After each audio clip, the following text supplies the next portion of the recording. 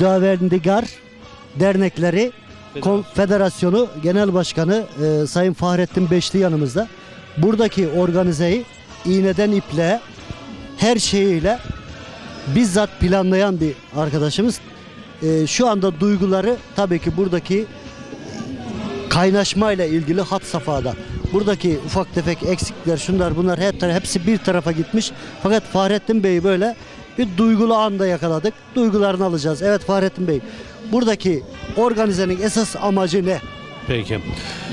Hoş geldiniz önce. Sağ olun, teşekkürler. Hem şimdi hem de ekranda seyrederken hangi zamana denk gelirse bizi seyrederkenler hoş geldiler.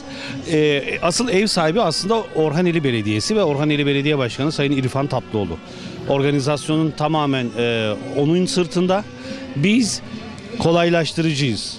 Bu konuda çözüme ve şeye yardımcı olanlardanız.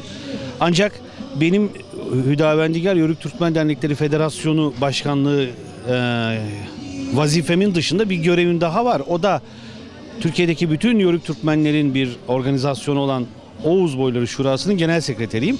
Benim asıl buradaki sorumluluğum oradan başlıyor. Kendi genel sekreteri olduğum camianın üyelerini karşılıyorum. Ben çok güzel bir düğünün ev sahibinin duygularına sahibim.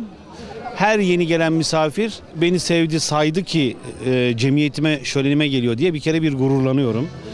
Efendim Antep, Urfa, Kağızman, Van, Osmaniye, Adana, Isparta, Antalya, Konya sayabildiklerim, İzmir, Çanakkale, Balıkesir, Kocaeli, Eskişehir, buralar Afyon, Aydın, efeler. Her yerden insanlar geldi. Her yerden Yörük Türkmenler geldi. Bu inanılmaz bir duygu, inanılmaz bir gurur. Bir o gururu yaşıyorum. Bir de arada sırada biz bu gönül bağı olan insanlar kucaklaşabiliyoruz. Böyle ortamlarda kucaklaşabiliyoruz. Hasbihal ediyoruz. En son görüştüğümüzden bu yana ne var ne yoku birbirimize anlatıyoruz. Duygusal bir yoğunluk hissediyoruz hep beraber. Karma karışık ve güçlü duygular içerisindeyiz. Sayın Beşli, şimdi burada benim merak ettiğim bir şey var. Tabii ki tüm Yörük camiası bunu merak ediyor. Ve sürekli herkesin gözü de acaba ne zaman olacak? Herkesin kulağı da acaba ne zaman bununla ilgili bir haber alacağızla ilgili kilitlenmiş durumda. Şimdi konu şu. Şimdi herkes yürüyor. Bireysel, zaman zaman ufak tefek dernekler, ama bir federasyonlaşmayla birlikte ulusal anlamda bir konfederasyonlaşma görüntüsü ve bu konfederasyon altında bütün dernekleri, federasyonları toparlama çalışması mutlaka şart, gerekli. Herkesin de, Yörük camiasındaki herkesin de beklentisi bu. Bununla ilgili çalışmalarınızdaki planlama nedir? Onunla ilgili Yörük camiasını bir aydınlatırsanız insanlar biraz daha rahatlayacak. Peki. Bunun birinci adımını 23 Mart 2013'te yine Bursa'da attık. Ve adını Oğuz Beyleri Şurası dedik. Şura malum müzakere edilen, toplantı yapılan, konuların tartışıldığı bizim kültürümüzdeki mühim bir yapı. Oğuz Boyları Şurası birinci yaşını tamamladı ve geçti. Bu süre esnasında biz hep bunu konuştuk. Biliyorsunuz 200'e yakın benim bildiğim Yörük Türkmen Derneği var. 18 tane federasyon var. Bilmediklerim beni bağışlasınlar. 2 tane konfederasyon var. Tabii sivil toplum örgütlerinin yapılanmasındaki bilinen en üst nokta konfederasyon. Dolayısıyla 2 konfederasyonumuz var. Hal böyleyken tek konfederasyon altında toplanmak da bir alternatif. Değerlendiriyoruz. Bunun için de birinden vazgeçmek lazım. Ya da bir üst çatı oluşturmak lazım. Biz bugün akşam bir kurultay gerçekleştireceğiz hep beraber gelen misafirlerle. Kurultayda değerlendirmeye ve tartışmaya sunmak üzere bir Türkiye Yörük Türkmenler Birliği şeklinde bir yeni yapı önereceğiz. Bu organik anlamda da bir hiyerarşik yapı oluşturacak. Konfederasyonları, federasyonları ve dernekleriyle mahalli anlamda yapılanmalara girecek. Geçen seneden bu seneye fikren hazırlık yaptık. Ve bugün geldiğimiz noktada evet hazırız. Birbirimizi ölçtük, biçtik, tarttık. Biz tek çatı altında toplanma konusunda kararlıyız noktasına geldik.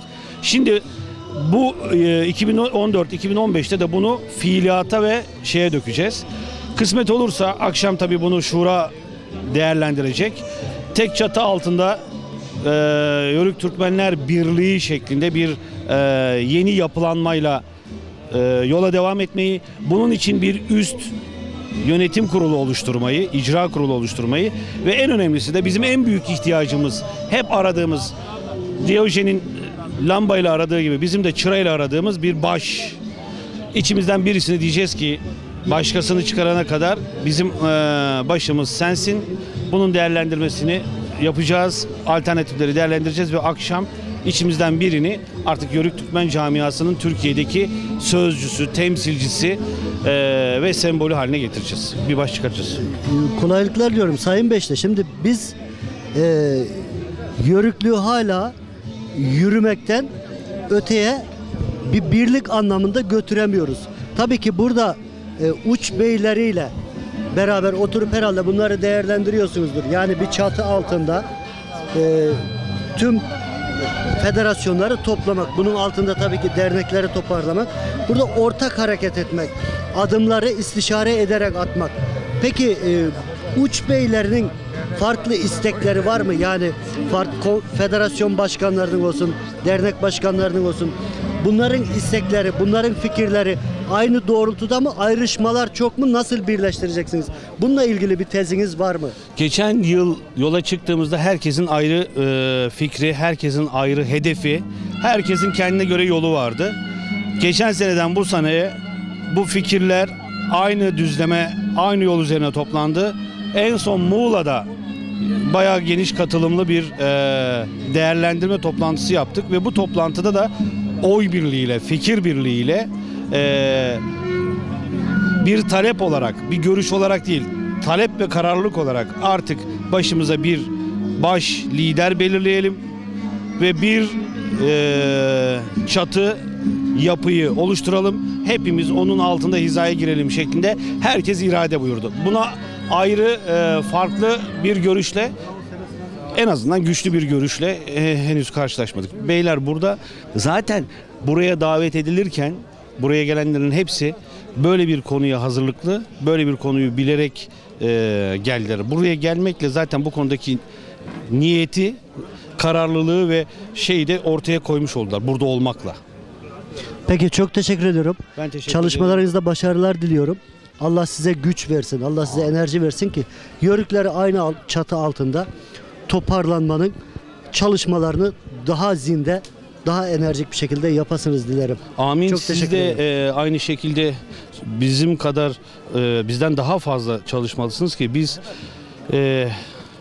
ürettiğimizi haftada, ayda bir ortaya koyabiliyoruz ama siz 24 saat çalışıyorsunuz ve bizim Türkiye kamuoyuna açılan en önemli penceremiz sizsiniz, Konya TV. Mevlüt Bey'in şahsında, sizin şahsınızda.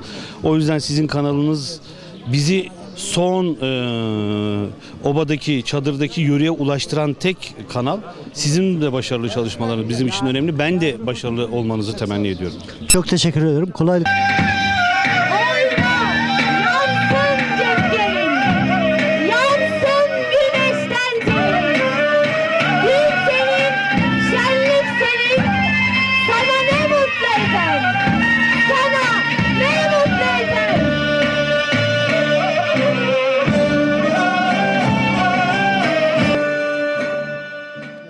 Sanki bana kızmış gibisin. He? Dilekten korktun mu? Ya ben az ösüz büyüdüm gibi de acık korku veriyorum. Ben de zoru öksüz görünce. büyüdüm. Öyle Benim mi? babam da çok oldu öyle. Çok şükür anam babam var da onun mecaz olsun dedim. Allah rahmet eylesin.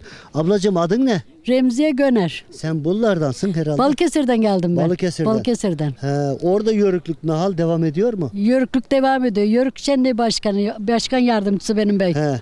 Yani Beraber geldik. konup göçmesek de He. değil mi? Senin bey mi bu? Ulan benim ben bey bu. alalım hora gel Bu kan benim bizim bey olan. bu. Hora gel abi, hora gel dayı dede. Dur o. Şimdi Evet. dur o.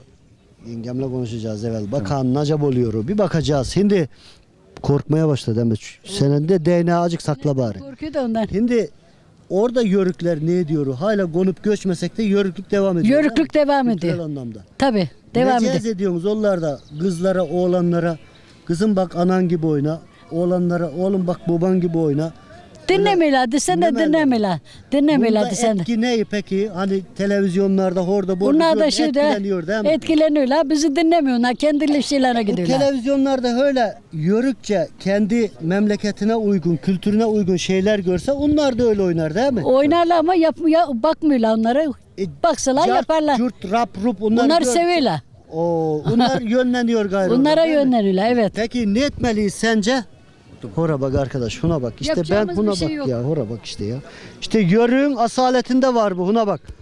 İşte yani adam hep böyle senin emircin dingeldi mi? Dineldi. Hiç kıpıratmadı. Hiç kıpırdatmadı. Of. 49 sene oldu, hiç kırmadık. Aa maşallah. Birinizi mi Hiç. kırmadınız dediğini etti mi? Dediğimi ben dediğini yaptım, o benim dediğimi yaptı. Emrinden Hiç hiç kırmadık. çıkmadı, hiç Çıkmadı. kırılmadı Ben de bundan. çıkmadım. Hiç kırmadık birbirimize. Emrinden çıksa değnek elinde zaten değil mi? Yeni aldım bunu tabii. ben. Dolay verirsin. he? Tabii. Yeni aldım ama dolarım öyle bir şey olursa. Peki çok sağ ol. Bir şey değil. Ömrüne bereket. Sağ ol. Amin Allah inşallah. nefesine ömrüne zeval vermesin. inşallah. Sizi tanıyalım. Ben Başkan. Balıkesir yörüklerinden, Karası yörüklerinden İsmet Göner.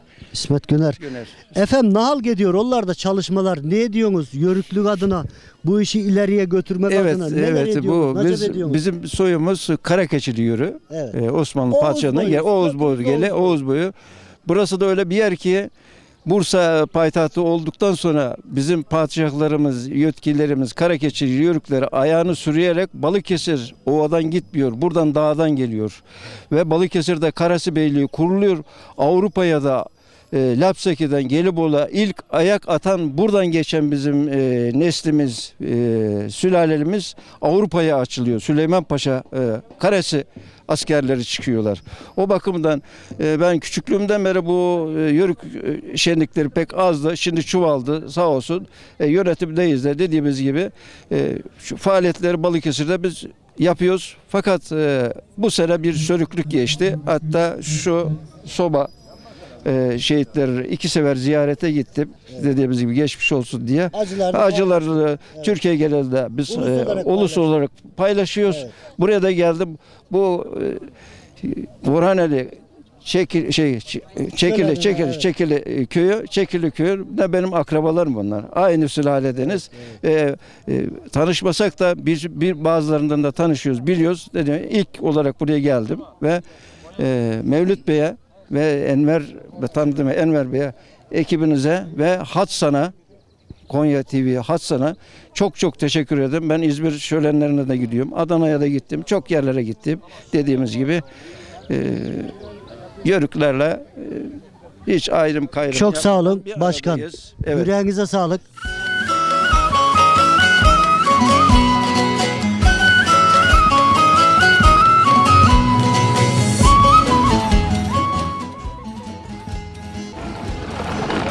Abo, ula bunlar çok tehlikeli mi? Dur ha.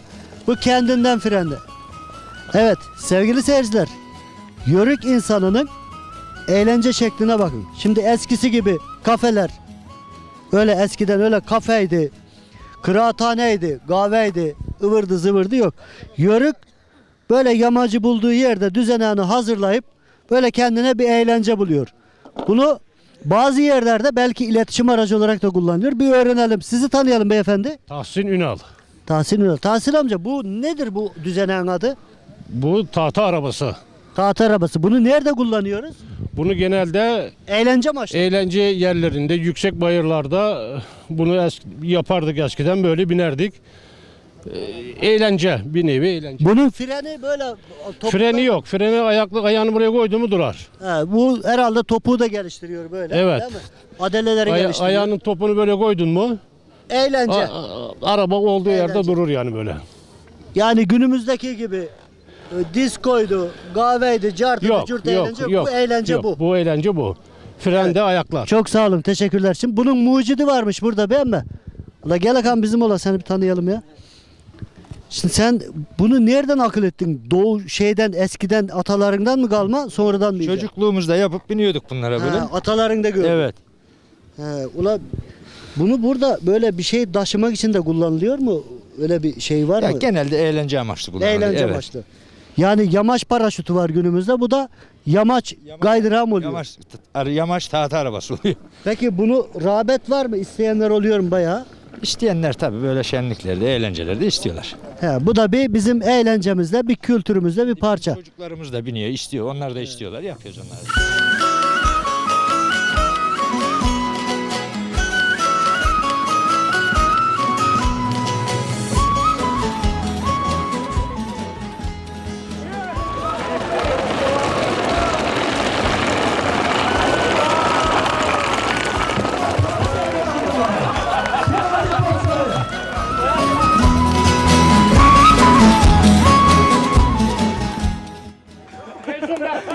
Ağaca çarpan mı?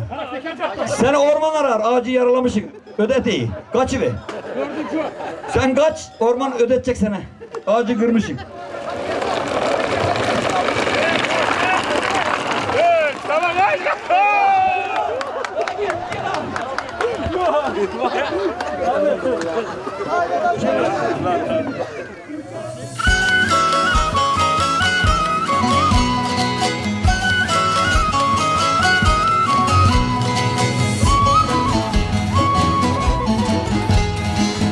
Selamun aleyküm.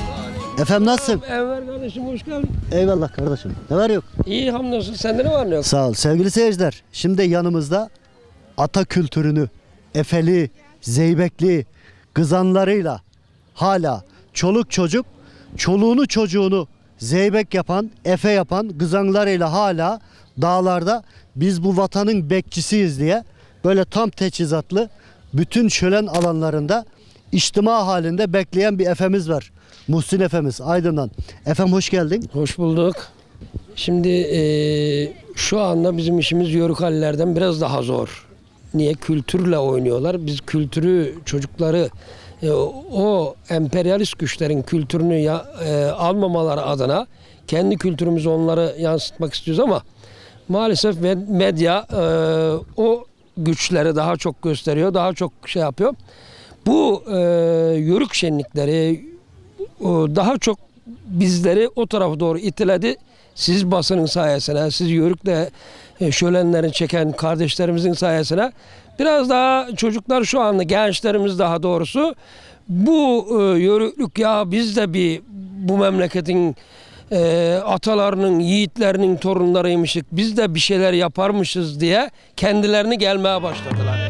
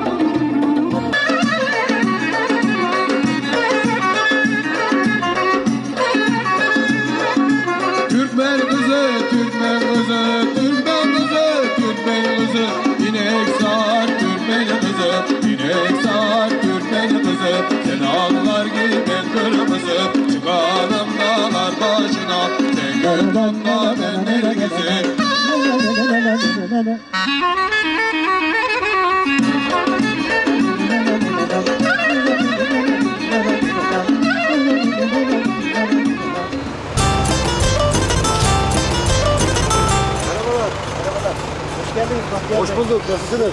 Teşekkür ederim. Şöyle bir alalım sizi aşağıya. Tam girişte yakaladı bizi Kültür Kervanı programı. Evet. Abi hani hep deriz ya programı açarken Hatsan Avspor'un sizler için hazırlayıp sunduğu Kültür Kervanı programı diyoruz ya. İşte Hatsan'ın yönetim kurulu başkanı burada sevgili Bahtiyar Taşyayan arkadaşımız.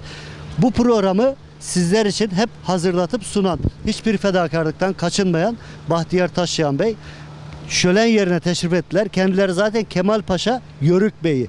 Ta Kemal Paşa'dan buraya kadar burada yörükler cem oluyormuş diye binmiş arabasına gelmiş. Hoş geldiniz sevgili Bahtiyar Bey. Hoş bulduk. Çok teşekkür ederim. Ben İzmir Kemalpaşa Yörük Bey'i seçildim bu yıl. Bildiğiniz gibi orada da güzel bir festivalimiz oldu. Şimdi burada da Orhan Ali Belediyesi Sayın Belediye Başkanımızı davet ettiler. Tabii çıktık yola, geldik. Bursa Orhan Ali'nde Karagöz Festivali, Yörük Türkmen Festivali'ni gerçekleştireceğiz inşallah. Burada Yörük kardeşlerimle birlikte olmaktan, beraber olmaktan çok büyük bir mutluluk duyacağım. Ne mutlu efendim sizlere. Ayağınıza yüreğinize sağlık. Yani nerede kucaklaşma var, nerede bir yardım edilecek yer var, hemen hop diye atlayıp arabaya yollara düşüveriyorsunuz gayrı. Hoş geldiniz efendim. Valla işte birliğimizi, beraberliğimizi diri tutmaya çalışıyoruz. Arkadaşlarla bir arada olmaya çalışıyoruz. Kültürümüzü yaşatmaya çalışıyoruz. Gelecek nesillere aktarmaya çalışıyoruz. Sizlerle hep beraber hoş bir gün geçireceğimizi ümit ediyoruz. Çok güzel bir hava var. Ormanın içindeyiz. Muhteşem insanlar var. Yörük kardeşlerimiz var. Çok güzel bir program hazırlamış Orhan Ali Belediyesi. Buradan Sayın Belediye Başkanımıza çok teşekkür ediyorum. Koşa koşa geldik. Çok sağ olun efendim. Ayağınıza sağlık, Sağ olun. yüreğinize sağlık. Sizinle gün içinde de zaten şölen programı boyunca da zaman zaman konuşmalarımız olacak. Çok sağ olun. Hoş geldiniz. Şeref verdiniz efendim. Çok sağ olun. Sağ olun. Çok teşekkür ediyorum. Görüşmek üzere.